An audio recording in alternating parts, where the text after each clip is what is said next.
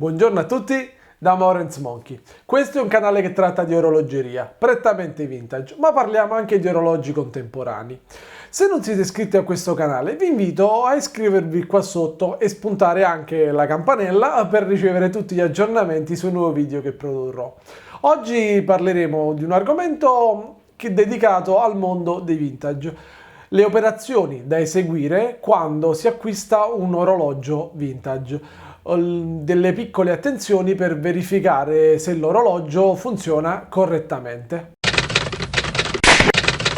Benissimo ragazzi, come prima cosa, acquistare orologi vintage per i neofiti è sempre un po' problematico perché ci sono tantissime cose da vedere e da controllare. Quando si compra a distanza, ossia tramite internet su piattaforme quali eBay, Katawiki, Chrono24, forum di appassionati, gruppi WhatsApp, gruppi Telegram e oramai non so più quante altre piattaforme di vendita ci sono e modi per trovare orologi, vedendo le immagini sul web non sempre un occhio inesperto riesce a cogliere taluni particolari.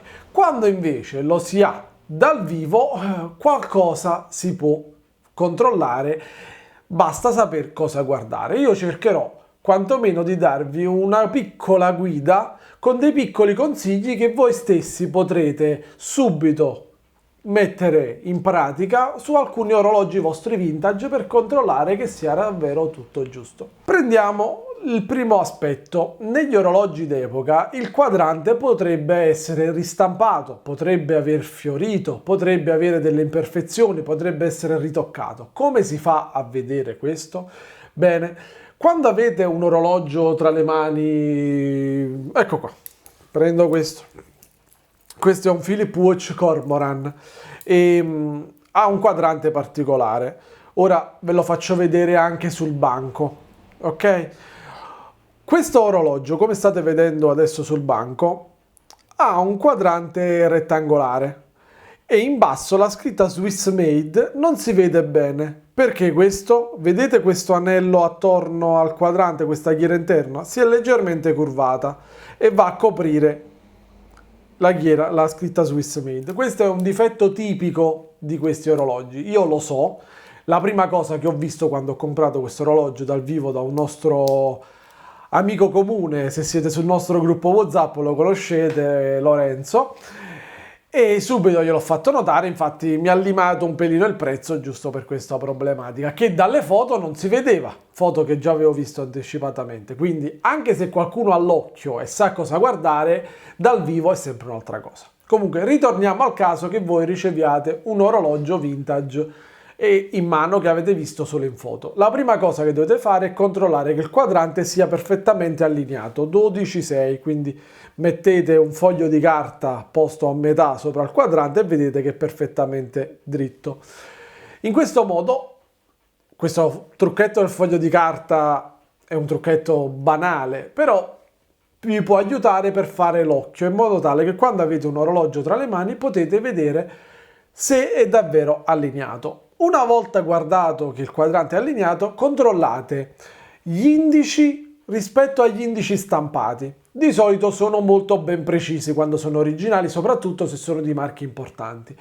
Delle piccole imprecisioni microscopiche possono capitare anche in quadranti originali, però di solito sono talmente tanto microscopiche che a occhio nudo non si vedono. Quando le vedete a occhio nudo significa che probabilmente è una vecchia ristampa. Per controllare le ristampe dovete anche guardare i loghi dei marchi di orologi. Se ad esempio voi controllate il logo Omega, facciamo di un ipotetico vintage Omega, con altri loghi Omega che sono molto diversi dello stesso periodo, dovete iniziare a pensare che possa essere una ristampa. La scritta Swiss Made in basso a ore 6 può esserci o meno, perché se vi ricordate in qualche video passato dove abbiamo parlato di Swiss Made, lo Swiss Made da sempre è una garanzia di una totalità di percentuale del prodotto fatto in Svizzera.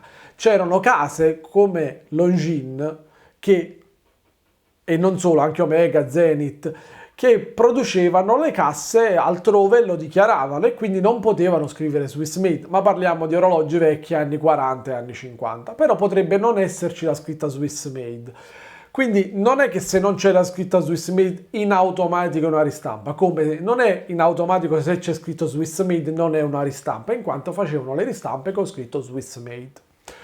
Secondo passaggio, se il vostro orologio ha la data, controllate che lo scatto della data cambi bene, sia nel caso abbia la data con lo scatto rapido, sia se non lo abbia fate girare le lancette fin quando non scatta la data.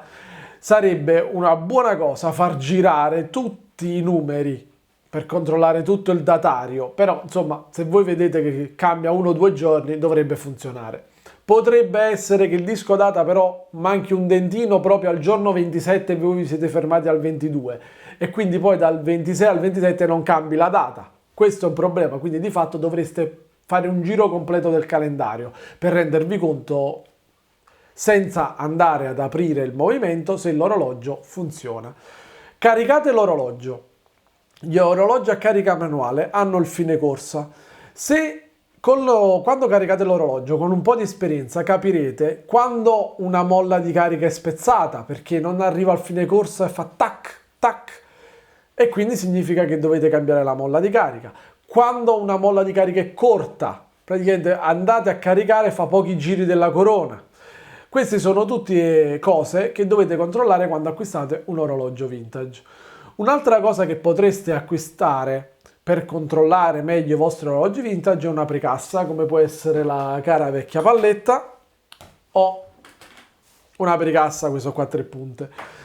Oltre la lama, perché molti sono fondelli a scatto, perché potete guardare il movimento e dite giustamente ma io non so cosa guardare e ci avete ragione. Prima di tutto guardate se tutti i ponti sono dello stesso colore, se alcuni ponti sono stati raschiati, se le viti hanno tanti graffi. Perché questo? Questo significa se ha avuto una manodopera costante nel tempo valida o meno. Se voi trovate un movimento vintage con le viti tutte graffiate, una palatina mezza graffiata, o il bilanciere o dove sta la vite di microregolazione del bilanciere tutta graffiata, significa che è passato per qualche mano non buona. In quel caso portatelo dal vostro orologiaio di fiducia, fatelo mettere al cronocomparatore e vedete se almeno l'ultima mano era buona e ha sistemato i danni precedenti. Altrimenti vi toccherà farlo controllare e non so se revisionare oppure registrare in caso sia stato revisionato ma non in altissimo livello. Vi ho dato questi piccoli consigli che sono delle sciocchezze, ma che possono aiutarvi nel guardare piccoli dettagli che a prima vista o tramite fotografie vi possono essere sfuggiti. Mi raccomando, seguite sempre questo canale, mettete mi piace e se volete entrare nel gruppo WhatsApp che sta diventando molto numeroso, trovate il link in descrizione. A presto!